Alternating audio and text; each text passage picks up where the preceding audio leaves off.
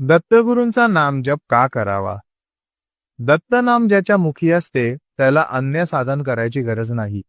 ज्याच्या मुखी नाम चालू आहे त्याने सर्व तपस्या केल्या, सर्व तीर्थ केले, सर्व संत त्याला घरी येऊन आशीर्वाद देतील इतकी नामाची महिमा अगाध आहे.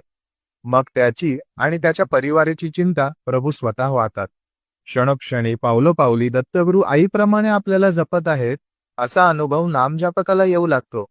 जेव्हा आपण जिभेने नाम घेतो तेव्हा नामामृताचा रस हळूहळू आपल्या पोटात जातो आणि त्याने आपले मन शुद्ध होते आणि श्री दत्त हृदयात प्रकाशित होतात व पुढील मार्गदर्शन करतात. नाम पहिले तुमचे पाप नष्ट करते, म्हणून सुरुवातीला नाम घेतल्याने आपल्याला त्रास होतो. म्हणून नाम घेणे सोडू नये. कालांतराने जसजसे मन शुद्ध होईल, पाप नष्ट होईल, त्यानंतर वर्णन करताच येणार नाही असा अगाध आनंद नामजापकाला प्राप्त होतो. मग प्रभूचे दर्शन, संभाषण हे काही दूर नाही आणि वैयक्तिक अडचणी सहज सुटतात. इच्छित आणि आपणास योग्य फळ प्राप्त होते.